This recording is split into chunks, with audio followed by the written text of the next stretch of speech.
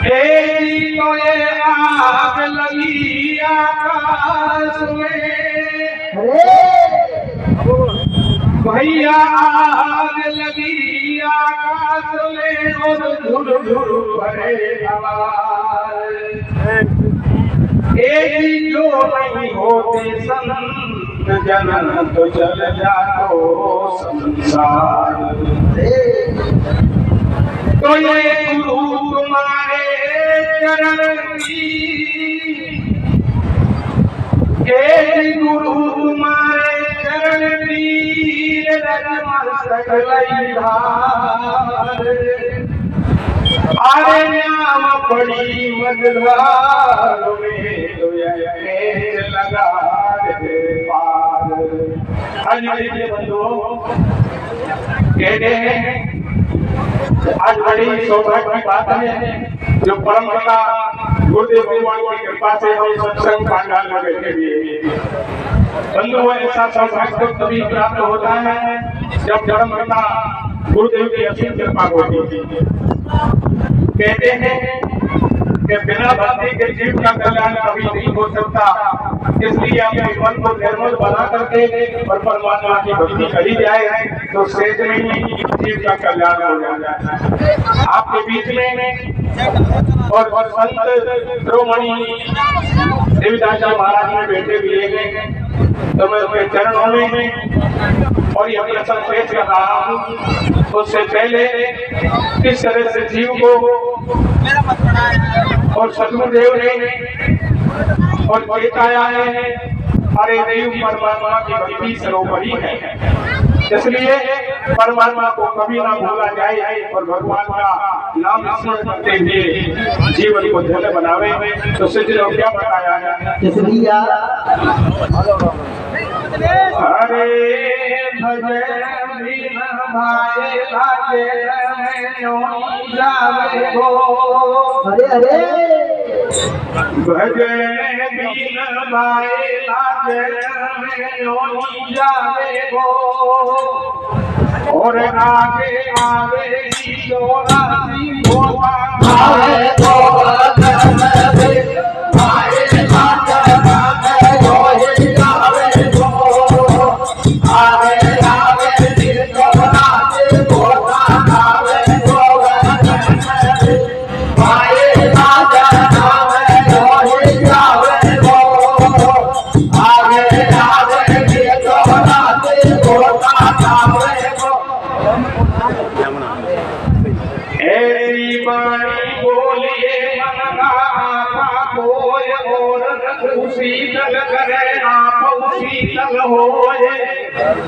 राम नाम की लूट है लूट सके तो लूट, अंत समय पछताए वो जब प्राण जाएंगे छूट।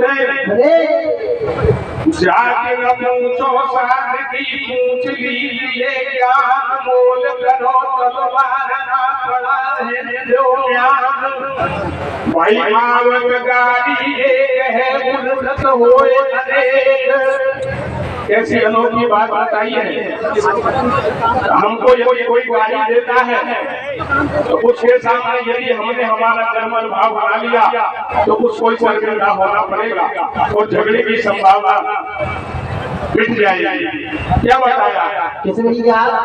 आवत गाड़ी एक है उन्नत होए अनेक, कहे कबीर मत उलटिए वही एक की एक।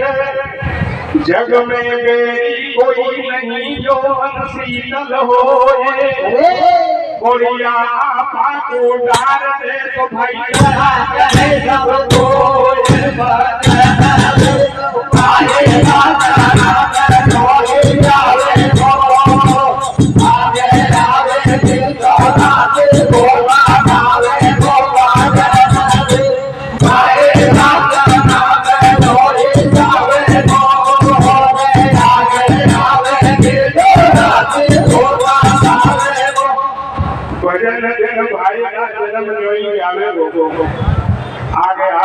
चौरासी गोता खावे।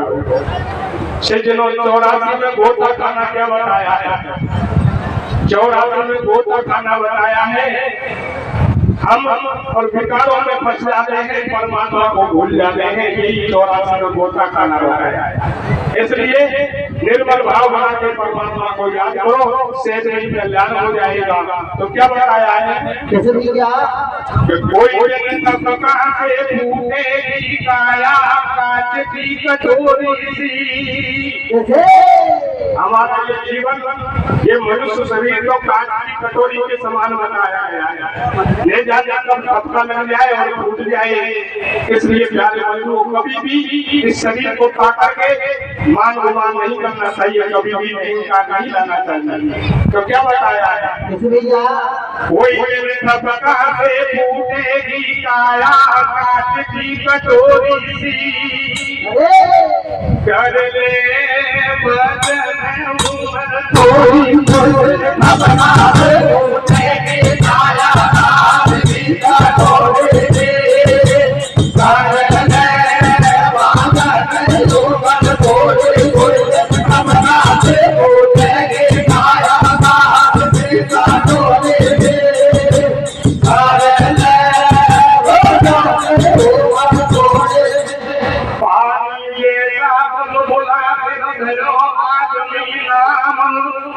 हमारा ये शरीर तो पानी का बुलबुला है। जिस तरह से पानी में बुलबुला उठता है और वो क्षण भर भी नहीं टिक पाता, उसी तरह से हमारा जीवन है जो ले जाने कब नष्ट हो जाए इसकी कोई गारंटी नहीं है। इसलिए प्यारे बंधुओं, इतने अनमोल जीवन को पाकर के व्यर्थ नहीं और क्यों गंवाते हो भगवान का, और नाम लो भगवान की भक्ति करो तो सहज ही कल्याण होता। क्या बताया है? पानी जैसा बुलबुला तेरो धरो आदमी नाम, भेजा हरि भजन को फिर आए बसा लियो गाम। राम नाम लियो नहीं फिर लियो हर से, अब पछताए क्या हमें जब चिड़िया चुग गई थे। चुग गई तो चुग जान दे तू लगा राम से, और बेहद दीन दयाल है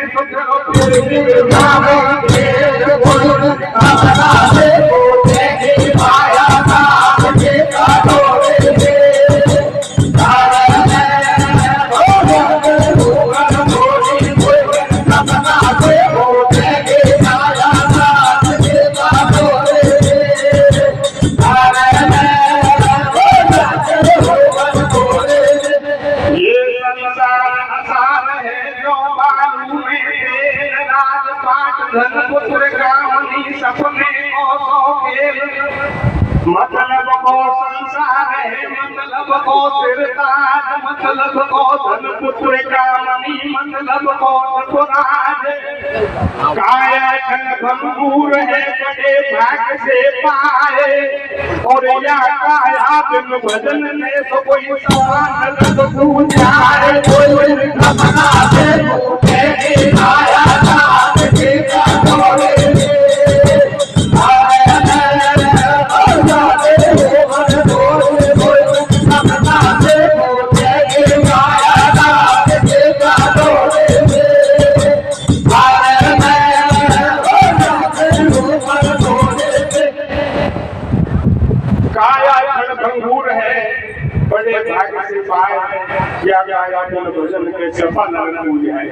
प्यारे बंधुओं, आप सब लोग जानते हैं आज मनुष्य और भक्ति का नाना प्रकार से दिखावा करता है, लेकिन उसको वास्तव में ही परमात्मा की भक्ति नहीं मिलती है। और सुख पाने के लिए भी जाने क्या क्या करता रहता है। कभी पुत्र में सुख ढूंढता है, कभी पत्नी में सुख देखता है, कभी जमीन में, कभी पैसे में, कभी गाड़ी घोड़े में सुख देखता है। लेकिन ये तो नाशवान सुख है, इंद्रियों का सुख है।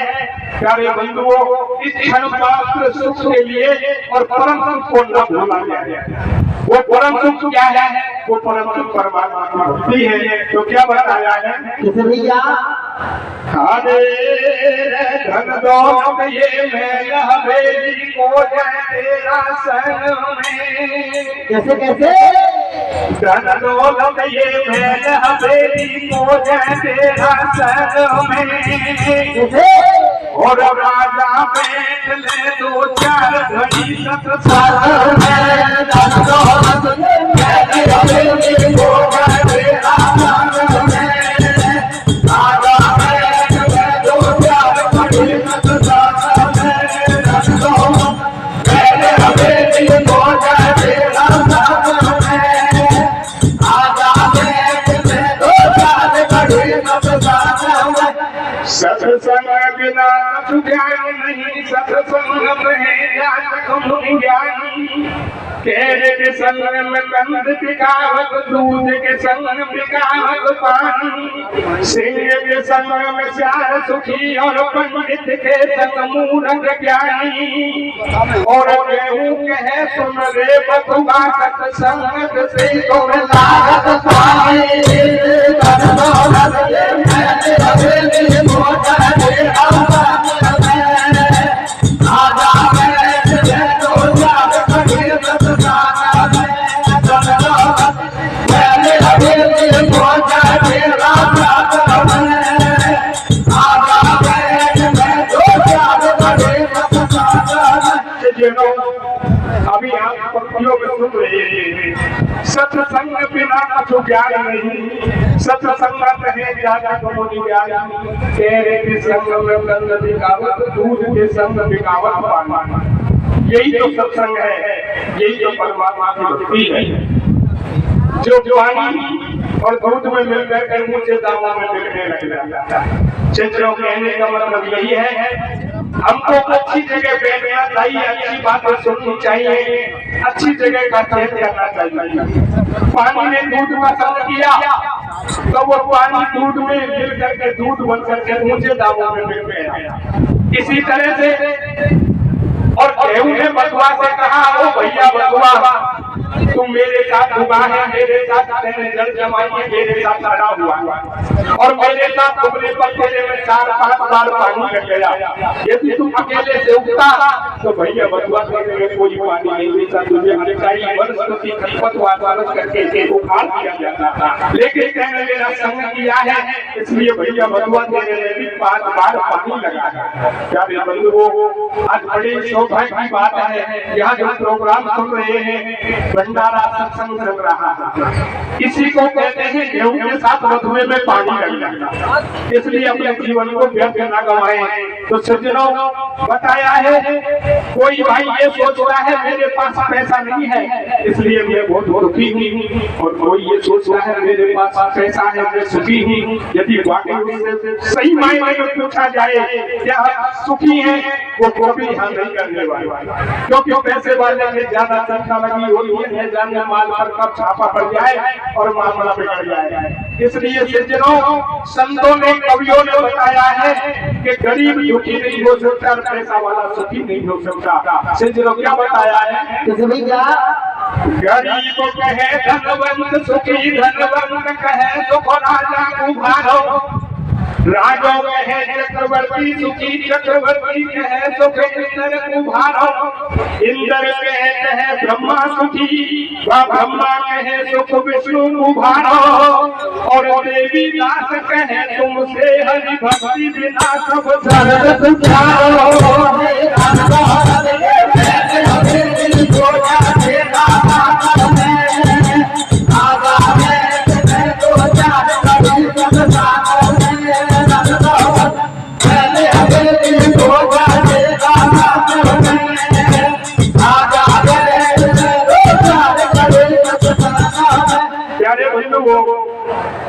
इसलिए बताया है कि सच्ची भक्ति क्या है।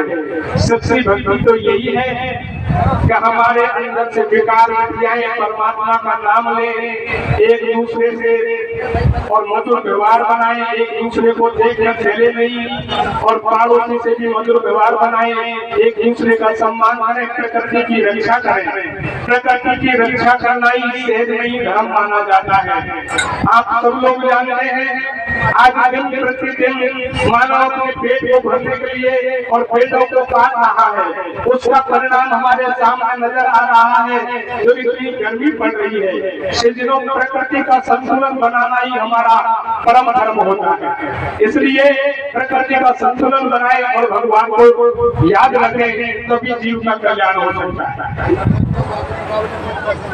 प्यारे बंधुओं, अब आपके सामने जो प्रसंग पेश कर रहा हूं, वो प्रसंग अवधूत देवीदास महाराज की असीम प्रेरणा के द्वारा गुरुदेव लक्ष्मी नारायण जी के द्वारा लिखा गया मानव धर्म शास्त्र में से लिया गया है। उस मानव धर्म शास्त्र में जो मूल बात है वो ये बताई है कि मनुष्य का जीवन किस तरह से और सुख समृद्धि से वो अपने जीवन को काट सकता है, अपने जीवन को किस तरह से धन्य बना सकता है। उस मानव धर्म शास्त्र में मानवता की ही बात को बताया गया है, और जो भी बात है वो सारी पाखंडों से नहीं है, उसमें किसी प्रकार का कोई पाखंड नहीं है। उसी मानव धर्म शास्त्र में से ये प्रसंग गा रहा हूँ। यदि कोई गलती हो जाए, कोई त्रुटि हो जाए, तो आपका ही नादान बच्चा समझ करके माफ कर देना। उस मानव धर्म शास्त्र का प्रसंग है सृष्टि निर्माण और देव उत्पत्ति। इस सृष्टि का निर्माण भगवान ने कैसे किया और देवताओं की उत्पत्ति कैसे हुई। प्यारे बंधुओं, एक दिन भक्त भगवान बैठे हुए थे, तो भक्त ने और भगवान से पूछा, हे प्रभु, हे जगदीश्वर, हे जगत के कर्ता, आप तो सब कुछ हैं, ये चराचर सृष्टि तो आपकी है, आपने संसार को बसाया है, सृष्टि का निर्माण किया है, लेकिन हे प्रभु, एक मन में छोटी सी जिज्ञासा उत्पन्न हो रही है, और वो जिज्ञासा यही है कि आपने इस सृष्टि को रचा तो दिया, इस संसार को, जगत को बसा तो दिया, लेकिन इसको क्यों बसाया, इसका क्या कारण है। और हे प्रभु, आप ही सब कुछ करता है, सब कुछ करने वाले तो आप ही हैं, लेकिन फिर भी ये संसार कभी कभी आपको अकर्ता भी कह देता है। हे प्रभु, ये क्या रहस्य है, आप सब कुछ करता होते हुए भी अकर्ता क्यों कहलाते हो, और देवताओं की उत्पत्ति कैसे हुई, देवताओं की कल्पना कैसे की गई। हे प्रभु, मुझे और सहज में इसका ज्ञान कराए। तो सज्जनों देखिए, दोनों हाथ जोड़ करके भक्त और भगवान का निवेदन करता है, और क्या कहता है, हरे मोकू दे गुरु जी, ओ मोकू दे गुरु जी, कैसे जगत रचायो है, और तेरी लीला को है नाथ पार नहीं पायो है। गुरु जी कैसे जगत रचायो है, तेरी लीला को है नाथ पार नहीं पायो है। गुरु जी कैसे जगत रचायो है, तेरी लीला को है नाथ पार नहीं पायो है। ये तेरी सत्ता के बिना है प्रभु मंगल मूल, तेरी सत्ता के बिना है प्रभु मंगल मूल, और पक्का तक हिलता नहीं तो खिले न कोई फूल।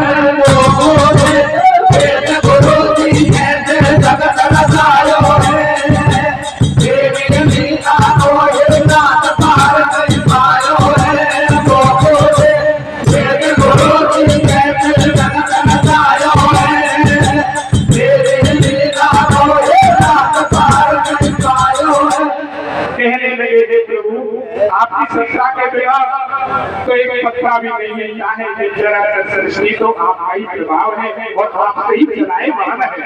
तो सज्जनों, भक्त किस तरह से भगवान का आभार प्रकट करता है, और क्या कहता है, अरे तुम हो अनंत हो अखंड से दयाल परमेश्वरम, अकथ अनादि है अनागत सर्वकारम सर्वेश्वरम, गुणागारम गुणनित्य गुणाभासितम गुणेश्वरम, हे अक्षर निराकार तुम जगदाधार जगेश्वरम। ये सारी माया पुखी के साधु संत, हे प्रभु ये सारी माया तो आप ही की है, ऐसा सारे ऋषि मुनि और संत जन कहते हैं। और जो आपकी शरण में जाता है उसके तो सदा सदा के बंधन कर जाते हैं। तो क्या बताया है भैया, सारी माया आपकी कहते साधु संत, और जो सुमरे गुरु आपको तो अज्ञान